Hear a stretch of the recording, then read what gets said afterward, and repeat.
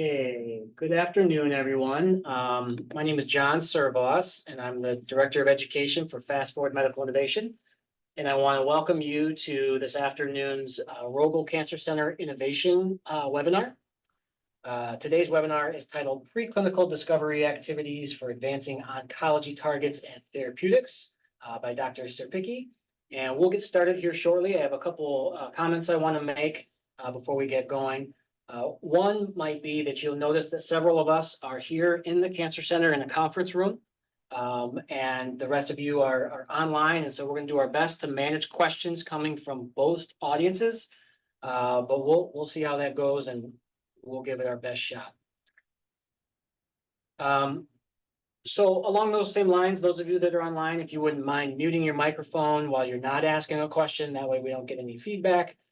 You're welcome to submit a question using the chat feature. Catherine and other FFMI staff will be monitoring that chat feature to answer any questions or share links to additional resources. And then again, we'll remind you that we're going to record this lecture and then make it available to you after the event by email, also on our website. If you are new to the Cancer Center Innovation Program, I'll just remind you that it is a partnership between the Rogel Cancer Center, Fast Forward Medical Innovation, which is a unit of the Medical School's Office of Research, and the Michigan Drug Discovery Group here on campus. And the program does consist of two different components, our lecture series that you're a part of here today, and a project-based course that I'm going to mention in greater detail here in a second. Today's lecture, although titled Lecture 3, is actually lecture number 2. We were supposed to hear from Dr. Wang a couple weeks ago, but that was rescheduled. His lecture on trends in oncology therapeutic development is scheduled for Wednesday of next week, which is January 31st, and that's going to run from 1 to 2 p.m. Following today, we are going to hear lecture number 4 from Dr. Parabo about preclinical oncology target and therapeutic development. And then we'll conclude our lecture series on February 14th with the clinical phase of oncology target and therapeutic development. And that lecture will be delivered by Dr. Eck. So if there's any confusion about what I just said about the order of webinars, please go to our website. You can register for each of those. You do have to register for each one individually, so you can be sent the unique link to be able to log in. And then before I introduce our speaker for today, I do want to mention that project-based course again. So it's a multi-week training opportunity where project teams, beginning on March 8th, will start meeting on bi-weekly Fridays from 2 to 3 p.m. You'll meet with our experts, and we'll help you put some thought into what we describe as a business case for development and commercialization. And ultimately, the goal of that program is to help you receive funding that's going to accelerate the development of your research project and reach that goal line of commercializing what it is that you're working on. So again, more information on that project-based course can be found on our website, innovation.medicine.umich.edu, or Catherine, perhaps you can link directly to that program website in the chat, so all of you online can do that while we hear from our speaker. For today's lecture, we're very pleased to be joined by Dr. Cierpicki, who is an assistant professor in the Department of Pathology here at the University of Michigan. His research interests are in structural biology of cancer-associated proteins and in the development of small molecule inhibitors targeting cancer-related proteins. So I'm going to turn the floor over now to Dr. Cierpicki to go ahead and get started. Great. Thank you, John. But first of all, I'd like to thank for inviting me to present this lecture. And I'd like to share with you some experience we gathered from the preclinical development of oncology targets. When I joined University of Michigan, myself and Jola Grembetka, who is here also, we started working on a project to develop many inhibitors. And that was a great project for us because we've been able to go through from like very beginning, from target validation to development of first-in-class inhibitors, all the way to clinical development. So we learned a lot, and I hope to share some of the lessons, some of the things we learned from this project. and also add some other examples from our ongoing work. So just briefly, this project started when we read about some interesting publications that discover role of menin in MLL leukemia. And later we started a development of the small molecule inhibitors. First, that was a relatively simple high-throughput screening, but later we involved medicinal chemistry. We reported first crystal structure of menin in 2011, then first-in-class inhibitors, then inhibitors with optimized properties that showed activity in vivo. Then we decided to license this project to a company called Cura Oncology in 2015, and then working together with Cura Oncology, we developed clinical candidate KO-539 that entered clinical development in 2019, and now is in phase 1, phase 2 clinical trials. So we've been going through this preclinical development, and we learned really many valuable lessons. So hopefully I can share some with you. So plan for today's class is to discuss how we are selecting targets for oncology, drug discovery, how we are identifying lead compounds, how we are optimizing leads, and how we are deciding about performing in vivo assays and what kind of in vivo assays we would like to do, and some lessons we learn about some exit strategy when we are selecting candidate for either clinical development or for licensing. So let me start discussing target selection. So we can have different strategies and different types of targets. So the first class of targets are targets where these actually targets have been already quite well validated, and we may even have already drugs. And our goal may be to develop a new generation of drugs. So, for example, developing best-in-class drugs. We can find multiple targets, including kinases, where we have already drugs on the market, and we have, second, third generation drugs. Another way is to develop a new approach for validated targets. So, for example, in some cases, we have covalent inhibitors. Good example is BTK, where ibrutinib is approved drug, but we may want to develop reversible inhibitors based on some new ideas, a new technology. Or we have KRAS G12C inhibitors, and now we can approach this target to develop reversible inhibitors, maybe for different activating mutants. And in this category, I'd like to also mention that we may have some targets that are quite well validated, but we didn't have good technology to develop drug candidates. And now with some new chemical biology approaches like a protein degradation strategy using PROTACs, we can target some of the transcription factors. And a good example is STAT3 that Xiaomeng once showed that they can develop very potent degraders of that transcription factor. But another example of target selection is cases where we have pretty well validated biology, but we have no inhibitors or no drugs. And that's exactly what we had with our menin program. So that was based on good quality publications. And one of the probably nicest publications with target validation that we've seen was this paper published in Cell in 2005, where authors performed a very robust, a very comprehensive validation of the menin-MLL interaction and the role of these interactions in development of MLL leukemia. So they published very extensive set of studies validating the interaction, mapping the interaction, but also showing that if you disrupt genetically these interactions, you essentially abolish development of leukemia. So that was very well done. They proposed a model where you disrupt the menin-MLL interaction using genetic methods. You can abolish upregulation of HOXA9, MICE1 genes critical to leukogenesis, and you can arrest growth and essentially abolish development of leukemia. So for us, that was a very good case, very good validation to develop inhibitors.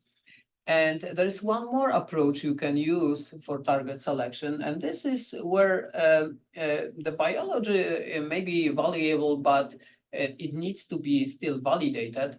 And you can approach this to develop a chemical probe, actually, to validate that target is relevant. And there's a project that we have started in the lab around protein called Ash1L. Ash1L is a epigenetic protein that has histone metal transferase activity. And in 2011, there was a first publication showing that Ash1L is involved in regulation of Hox genes. And we know that HOX-A genes are relevant to about 50% of acute leukemias. Also in 2011, there was a published crystal structure of catalytic set domain of Ash1L. And if you look at that, you may have a hint that there is a druggable pocket in this protein. And in 2013, we started interacting with Dr. Ivan Maillard, who used to be at the time at the University of Michigan. His lab developed animal model of Ash1L, and they found that if you silence Ash1L, really there is not much defect in mouse development. They've seen a little bit of the defect in hematopoiesis, but we thought that Ash1L may be actually a valuable target, although at that time we didn't have much of the validation. So we started a program to develop Ash1L inhibitors in 2013. And in 2016, there was a publication from Stanford group showing that actually Ash1L subdomain is highly relevant to MLL leukemia. So that was a very good coincidence for us, because at the time we already had inhibitors. But when we started this project, we wanted to develop chemical probes to validate a role of Ash1L in leukemia. And once you have defined your good target, you would like to, and if you would like to start a drug discovery program, you need to find leads. There are multiple ways you can do that. There are two approaches that are very powerful that I'm not going to comment too much. So one is computational approach, especially these days where you can have all kinds of machine learning techniques to identify leads.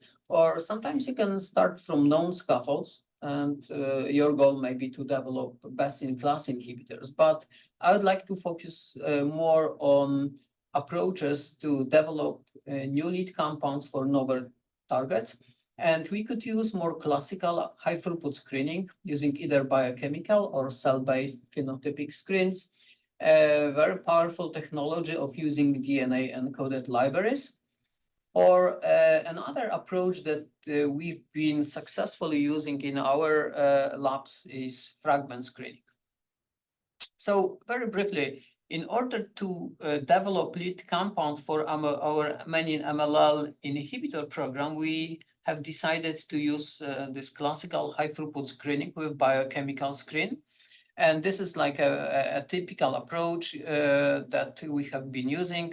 So you need to have a panel of biochemical assays when we've been using fluorescence polarization, time resolved thread, and we screen a library of 350,000 compounds. And through this funnel type of protocol, we validated about 20 hits. The most potent compound is shown here. It's MI1 with low micromolar binding affinity.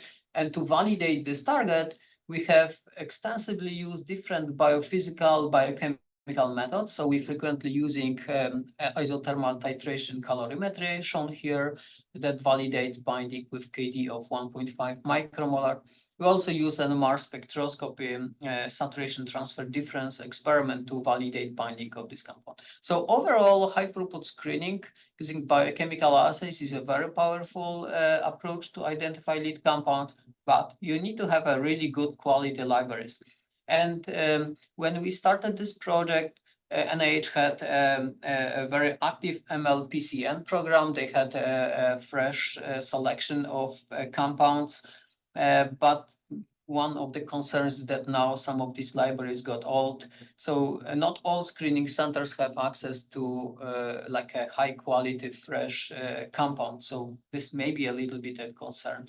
And for this approach to be successful, you need to have really good, rigorous biochemical assays. As an alternative, you could use a different approach to generate lead compounds. And this is based on fragment screening. And in fragments, we have different type of libraries. So we have libraries of small molecules with a molecular weight around 200 Daltons. So these are really fragments of drugs. And we're hoping that we can match this type of simple compounds to the binding site of the target protein, and then use medicinal chemistry to optimize this type of compounds. So in this case, the libraries are much smaller than in case of high throughput screening. And on the other hand, these libraries, these compounds are very soluble, very stable, so it's easier to maintain good quality fragment library. On the other hand, fragment screening typically results in relatively weak compounds with activities or binding affinities around 1 millimolar. So you have quite a lot of medicinal chemistry up front that needs to be done to generate a lead compound. But we're thinking that if we start from fragments, optimization of fragments to develop drug candidate may be in some cases easier than optimization of HDS hits, because fragments are small and you can optimize simultaneously potency and drug-like properties. In case of high throughput screening hits, sometimes it's necessary to re-engineer the whole molecule, because you may start with already significant size molecules. So you want to improve the potency and drug-like properties, but you already have a relatively large molecule. But fragment screening is a very powerful technique. We apply this to several targets, and we have our library of fragments. At this time, it's over 2,000 compounds. We are using NMR spectroscopy to test binding of these compounds to different proteins like H1L, NSD1, and PRC1 complex represented by ring1, BBMI1. And these are fragments that we have identified for this program. So like you can see, these are very simple molecules, but also very weak. So typically we identify fragments that bind with 1 millimolar or even a lower binding affinity. So it's a lot of medicinal chemistry that needs to be invested to optimize these fragments. And approach that is gaining a lot of interest is using DNA encoded libraries. So the concept of DNA encoded library screening is relatively straightforward. So you have a molecule that is attached to DNA tag. And this molecule is typically synthesized from several building blocks. The common libraries would have 3 different building blocks, encoded DNA tag that essentially encodes the identity of the compound. And the advantage of this approach is that you can prepare huge libraries. And one of the companies that is producing this type of libraries is called HitGen. And on their website, they advertise they can have over 1 trillion compounds. So it's not even billions, but even a lot more than that. As I said, it's a very powerful approach, because we can have significant, very large libraries, and there are a lot of advantages of that.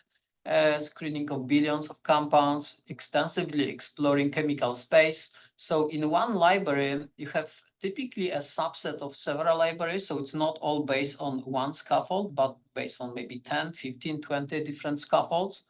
So you can have actually quite robust exploration of the chemical space. The screening and selection is really straightforward, because you're looking for the binding and you are identifying hits based on sequencing. So you just sequence the DNA tag and you identify the molecule that binds to your target. The concern and maybe some limitation of DNA encoded library screen is that you are producing a very large data set that you have to figure out how to analyze. So we certainly need some computational tools to do that. Presence of DNA may also limit applications of this technology. And when you find a hit, you have to typically resynthesize the compound. So resynthesis of, let's say, 100 hits, it may be a very time-consuming process. So and there may be some limitation to this technology. We have one example that we have been working on, performing DEL screening for new target. I just want to show you the example of the data that we are getting. So in this library, we have a library based on 3 different building blocks that are represented here as R1, R2, and R3. And as a result, we have this type of hits where each spot represent one compound. And as you can see here, we have two hits where one of the building block R2 is fixed. In case of R3, we have two different building blocks, and R1 is variable. So from this DNA encoded library screening, you are getting some hits, but you're also getting SAR. So this is very valuable information. Once you have your lead compound, it's time to move on to medicinal chemistry. And I think all drug discovery projects need this component. So we would like to essentially improve the potency of our hits. If this is a lead from high throughput screening, this may require significant optimization of the potency. If this is hit from fragment screening, it's even more relevant. At the same time, we would like to optimize different drug-like properties, solubility, permeability, pharmacokinetics. But medicinal chemistry is not only about improving properties, but also developing various tool compounds or negative control compounds that may validate mode of action. So I think it's worth remembering that as well. We can, when we work in academia, I think we have a little bit different approach to medicinal chemistry versus industry. We typically have a smaller scope for the medchem in academia versus industry. But I think because of that, we have to be a little bit more rational designing compound. From our experience working with industry, they are more systematic, affording more compounds to synthesize. In academia, we are frequently trying to develop some methodology, but industry has really access to many quite expensive methods to make compounds. So this is, I think, benefit. And I'd like to emphasize here that it's very valuable to work with CRO, so with the contracting essentially a company for medchem. So even, there are multiple actually benefits from using CRO. If you'd like to accelerate the project, that you can work very intensively for shorter time. So it's a lot better than hiring, let's say, medicinal chemist to your lab. You can have access to more challenging chemistry. So we figure out recently that something like, photochemistry may be tested. We are working with Wuxi currently on one of our projects, and they have whole group just for catalyst optimization. So for Suzuki coupling, for example. So there may be many benefits if you want to access very complicated compounds. Also, CRO can produce intermediates or just focus on large-scale synthesis. One of the key problems for academic groups is how to get funding for CRO, and I will leave it maybe for later. So let me give you an example how we've been using medicinal chemistry optimization starting from a fragment hit. So with fragments, let me remind you, we are getting simple molecules that are very weak, and we have to improve the properties, we have to improve the potency. So this is hit that we have identified for H1L.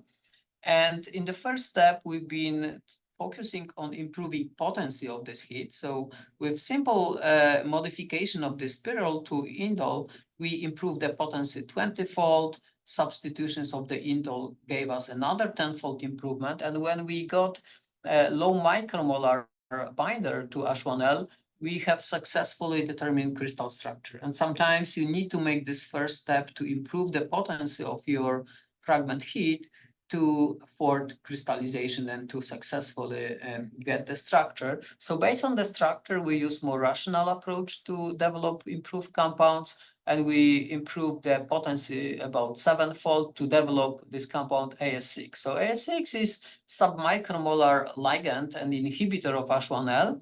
But when you look at the structure, you calculate some properties like CLOP, for example. This is a relatively polar molecule and has no cellular activity. So we have been optimizing AS6, and we developed AS99 compound that has increased CLOP.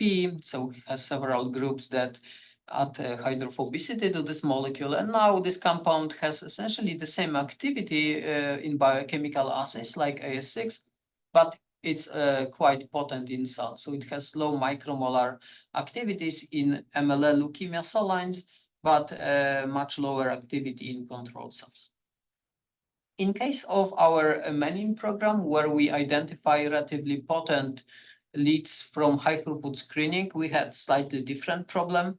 So we've been able to advance our hit from HDS to this quite potent Mi22 compound with IC50 of 46 nanomolar and some cellular activity. But we had one big problem. The pharmacokinetics stability in microsomal assays and pharmacokinetics was very, very poor. So we needed to change the scaffold, and we found that replacement of this piperazine with aminopiperidine and then this cyanoindole, which we actually designed based on the crystal structure of menin with bound Mi22, gave us this compound Mi136, which was slightly more potent, but it had improved microsomal stability and pharmacokinetics. And because we had crystal structure of this compound bound to menin, then we could perform extensive optimization of different substitutions here, just listed here. And by doing that process, we developed MI503. So that was our first menin inhibitor with quite favorable pharmacokinetics and quite potent also in cells. And this is the compound that allow us to demonstrate on-target activity in vivo. But that was a quite extensive process that in our case was facilitated by presence of the crystal structure. And for example, we have found that addition of the methyl group in this position very significantly improve pharmacokinetics. We don't know why we would not be able to design this maybe rationally, but by exploring different substitutions, we found this very valuable modifications that we retain in all our menin inhibitors. But when you are performing medicinal chemistry, it's not only all about optimization of the potency and properties of the compounds, but you would like to sometimes develop tool compounds, for example, probe compounds for validating the binding, validating on-target activity, or validating activity through like inactive analogs. So for example, at the early stage of menin program, we have synthesized compound we called a negative control compound, MINC, that was about 3 orders of magnitude weaker than our initial lead, Mi2. And then we could perform variety of biological assays to show that Mi2 is potent in disrupting menin MLL interaction in cells. Negative control compound had no activity. And we also had, we have tested both compounds in MLL AF9 cells, showing that active compound reduced colony formation, but inactive compound had much weaker activity. So medicinal chemistry plays important role here. These days, some of these studies can be done in a lot more elegant way to validate on target activities. I would like to digress here a little bit and also mention that in menin program, there's a lot of interesting developments, including identification of the mutations in menin that prevent binding of menin inhibitors, and that's actually from clinical trials. But in this recent publication, they described several point mutations in menin that severely limit binding of the inhibitors. And one of such mutation is mutation of methionine 327 to isoleucine. So they show that biochemically introducing this mutation to menin reduces binding of different menin inhibitors very significantly. And actually in this, they use our MI3454 inhibitor, showing that this reduces the binding, this mutation reduces the binding about 100-fold. And using CRISPR-Cas9 gene editing, they introduce mutation of menin methionine 327 isoleucine to leukemia cells, showing that compound is no longer effective. So I think this is Also a good way to validate on-target activity of your molecules, and in this case, using more genetic methods than chemical biology.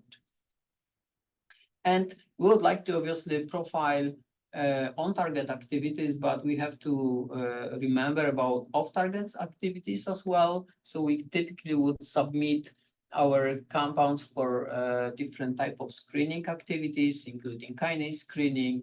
And if this is a epigenetic target, you could select different epigenetic targets, enzymes, and there are many companies that can offer this type of service. Reaction biology is one of such companies.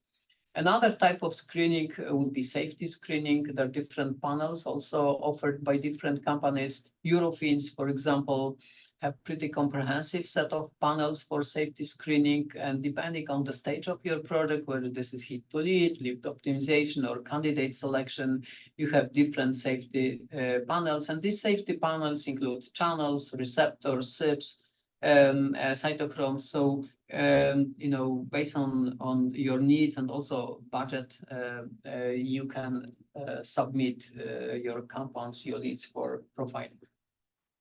And here I'd like to finish that part showing our efforts, in this case, in collaboration with Cura Oncology, that ended up with the clinical candidate. So the starting point was MI503. This is the compound that we developed in our lab.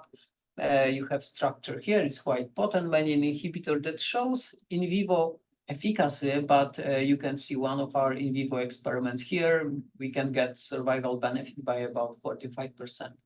Then working with Cura for some time, we have developed KO539, and now it's called ziftomenib. So this is a compound that has improved biochemical potency, maybe a few fold. As you can see here, there are two sites where we change different groups. So I don't think it's that significant modification, but this compound has really excellent drug-like properties, very good pharmacokinetics. And in the same model of leukemia, you would be able essentially to cure mice or see at least regression of leukemia, depending on the treatment conditions. So, sometimes even you don't have to optimize your molecule a lot if you do this in a very rational, comprehensive manner. But when we are performing medicinal chemistry optimization, it's worth to think about few aspects, like we frequently will be using a lot of biophysical methods, and I have already mentioned isothermal titration calorimetry. It's a really robust technique that allows you to validate heats. I would not use ITC to measure every single compound, but occasionally, it's a good to make sure that you are really having strong binding to the target protein. We would also advocate for NMR spectroscopy. NMR is a very powerful technique, allows to measure the interaction in solution and also map the binding site. So, for example, in case of H1L compound, we have been testing binding of our leads to H1L subdomain. And it's an interesting experiment that shows that if we mix H1L with our compound AS36 in substoichiometric concentrations, then we see two sets of peaks indicating that we see some of the unbound protein complex that is in slow exchange. So we can confirm that this is a tight binding with slow off rate. Another example how we can use NMR spectroscopy is we can map the binding site of the compound in solution. In this case, this is protein called NSD1, where we identify this BT2 compound as a lead molecule. But to improve that, we had actually decided to develop covalent compounds because we found that there is a cysteine in the binding site, and we learned this from NMR mapping. So we have developed this BT5 covalent inhibitor of NSD1. And I would really strongly advocate for need of structure biology. When we have started menin program, menin structure was not available, so we put a lot of effort to solve menin structure. And bioinformatic analysis of the menin showed that there was like predicted segments with significant disorder, but otherwise that was like a single domain protein. So we have been engineering different variants of menin, but also we found that there is a homolog of menin from this marine organism Nematostella that had shorter loops. And with some modifications, we've been able to get crystals of Nematostella menin. We solved the first structure of menin. Based on this structure, we engineered human menin to crystallize. And so there are a lot of efforts. It took us about 2 years to get this structure, but that was really paying off. So having crystal structure of menin, we quickly determined crystal structure of menin in complex with MLL1. So this shows how MLL is interacting with menin. And shortly after that, we also solved high resolution structures of our inhibitors bound to menin. And that was absolutely necessary for efficient optimization of menin inhibitors. So this investment in menin crystallography was instrumental to get, to develop very potent menin inhibitors. Once we are ready, it's time to move to different in vivo assays. So I'd like to tell you a little bit what we have learned from our experience. And you have to decide, whether you have compound that is potent enough and whether properties are optimized enough to start in vivo studies. So obviously this is largely driven by pharmacokinetic studies and also toxicity. So based on all of these parameters, you can decide what kind of route of administration you may have. And I would say that at the early stage of the project, doing IV or IP is acceptable. Then probably if you are seriously thinking about drug development process, then you would like to have orally bioavailable candidate. And then you have to decide whether you would like to use once daily, twice daily treatment for efficacy studies, how long will be the study. So all of these factors are really important. You would like to have compound that is synthesized on the larger scale, has to be pure, all of that really plays a role. Then once you have a right molecule, then you would like to select the good models. And our experience is mostly in leukemia. So I'd like to tell you a little bit more how we are selecting different animal models for efficacy studies. And then you also need to decide what kind of animals. So in our case, we've been doing just mouse studies, but you have different strains, immunocompetent or compromised, and also consider the cost of such studies. And when we are performing efficacy studies, there are also different ways you can address certain questions. Sometimes you can look for on-target activity and focus more on the pharmacodynamics. Ultimately, you would like to evaluate effect on survival. And in addition, we have different models, and some of the models that are important, more complicated, are patient-derived xenografts, where you have to get patient samples, that's the engraftment, and if you develop such model, it may be clinically relevant model for testing efficacy.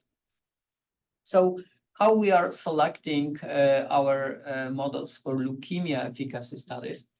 So we have many choices, and at the beginning, when we got involved in this type of projects, we considered subcutaneous models versus systemic models, but obviously leukemia is a systemic disease, so we quickly abandoned doing subcutaneous leukemia models. But in case of solid cancers, if it's very difficult to develop orthotopic model, I think in some cases, subcutaneous models are still valuable.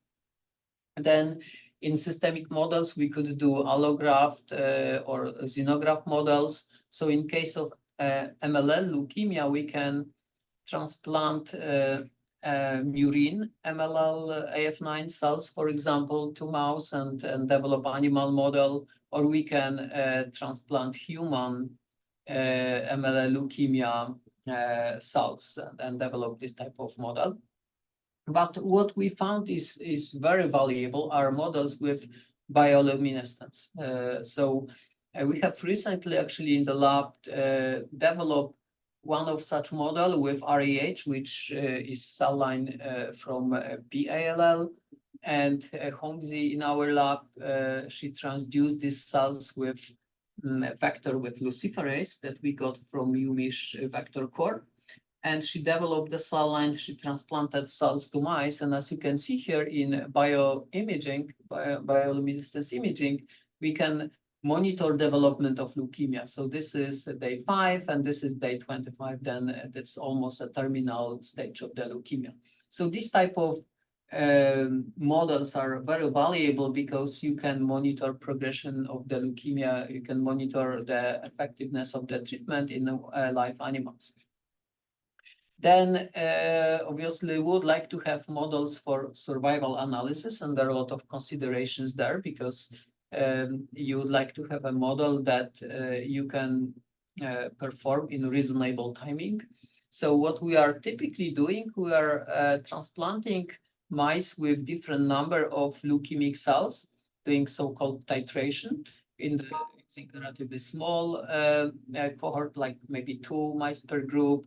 And in this case, we transplanted MON13 cells, 5,000, 10,000, 50, and 100,000 cells to mice. And as you can see here, we have different survivals. So this type of titration experiment may help you to choose the right number of cells, and depending on the latency of the leukemia, you can decide about efficacy studies. So we are typically doing this for different models.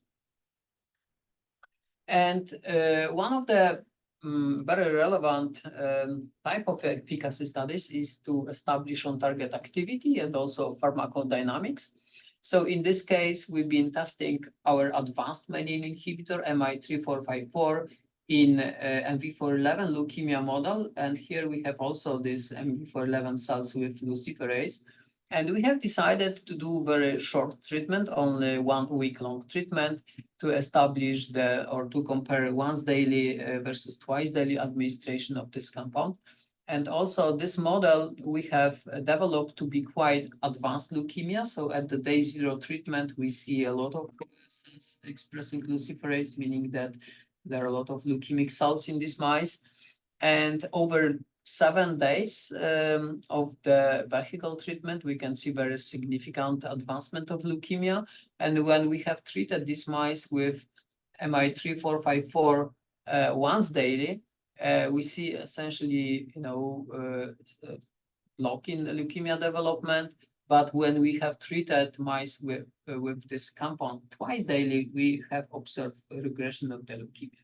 And that's perfectly correlated with the pharmacokinetics of this compound. So it has favorable pharmacokinetics, but it requires twice daily treatment, and it's nicely validated in this efficacy experiment.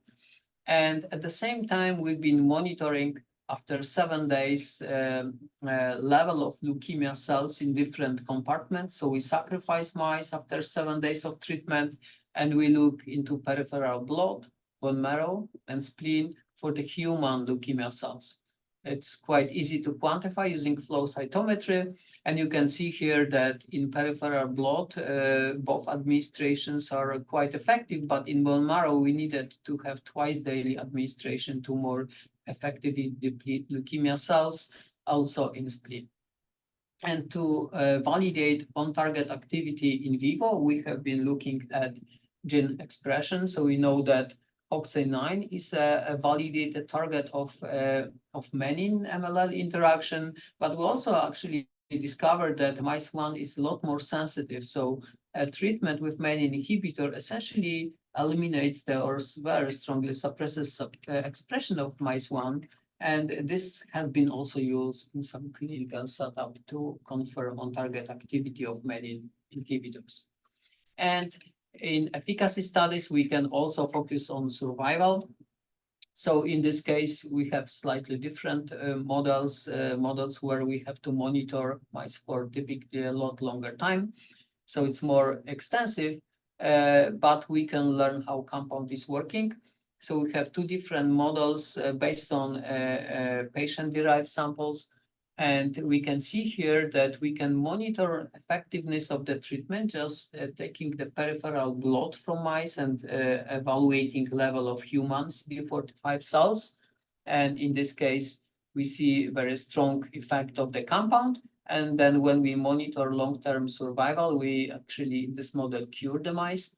We can also at the same time look at the body weight of the mice, and we can see there is, at least from that, minimal toxicity. And this is another model where leukemia is more aggressive, and we've been able to slow down development of leukemia, but the survival benefit is shorter than here. But also body weights of the mice shows that there is very limited toxicity. And to start wrapping this up, at some point we have to decide that we achieve our goals, and we have to select our candidate. So one of the questions that we should ask is, what is our endpoint? What we want to achieve? Do we want to develop a package for licensing where, for example, we would still consider further optimization of the lead compound? Or we think that we are ready for IND, investigational new drug application, and we have to define some criteria for that. So for one of our recent program for leukemia model, this is what we decided to, let's say, select as a criteria. We would like to have compound that has GI50 below 20 nanomolar in leukemia cells, in primary samples below 50 nanomolar, minimal off-target activities above 10 micromolar, good oral bioavailability, good exposure, and a regression of leukemia in xenograft models, but at least doubling of the survival in PDX model, and obviously limited toxicity. So I think one has to define this type of criteria and try to optimize as much as possible. And to finalize, really, I'd like to mention one thing. If you are very serious about the program that you have, you need to think that sometimes it may not go as planned, and you need to decide about go, no go. And in the best case scenario, we have our lead compound that we would like to optimize potency and properties to achieve all the properties that we like. But there may be many different problems like lack of potency, of target activity, toxicity in animals, on-target toxicity, no efficacy in vivo, and sometimes it's necessary to say that there is no point of continuing the program. So I think it's good to be aware of that. And we have currently 3 programs that we are pursuing in our lab. We are developing inhibitors of H1L, of the PRC1 complex, and it's the one histone metal transferase. We have published first-in-class molecules for these programs, and now we are trying to use our expertise from many programs to advance these ones to hopefully, the stage of either licensing or clinical development. So this is what I have prepared for today, and I'll be happy to answer questions. Thank you very much. Questions from our online audience or anyone here in the room?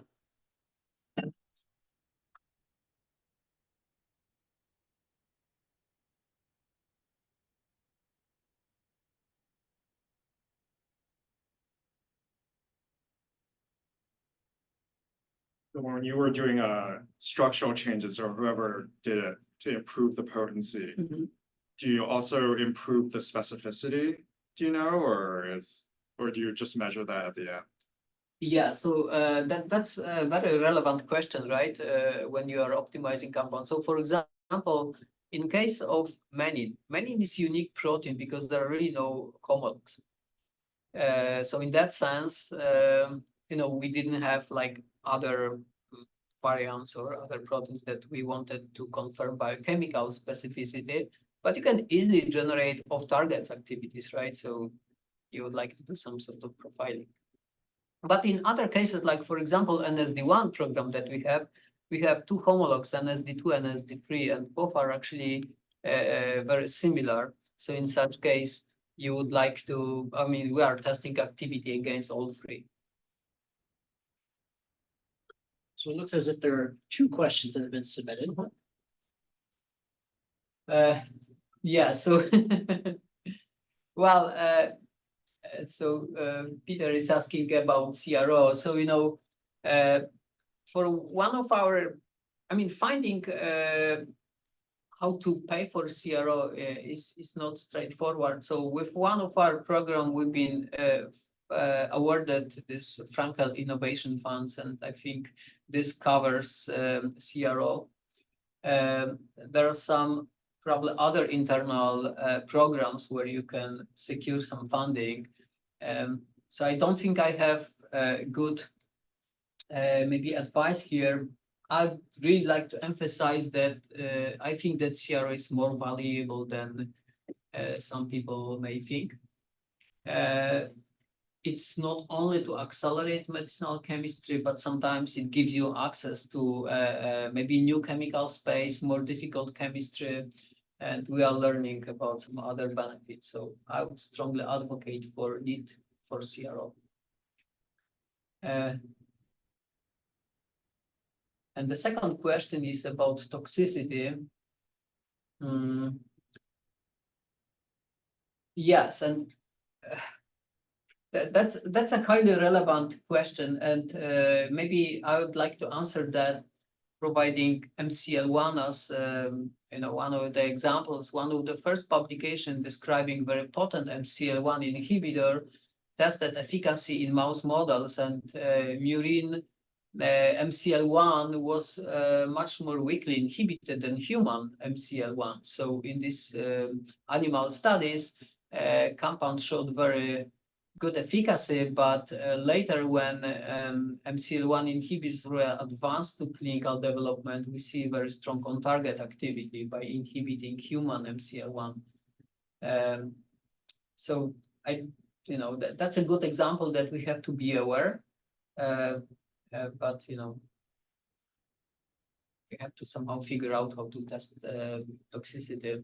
And if we were trying to explore these type of services where we can at least evaluate biochemical activities again, like a broad panel of different proteins, receptors, channels.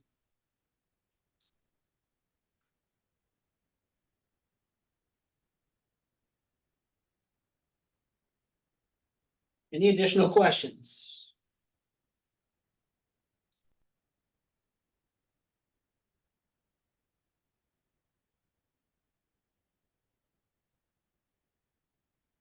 Okay, all right. Well, thank you again, Tomasz, for your presentation today. It was absolutely wonderful. I'll invite everyone on the call and here in the room here to join us on Wednesday of next week when we hear from Dr. Xiaoming Wei. So thank you again for joining us. Have a great afternoon and hope to see you next week.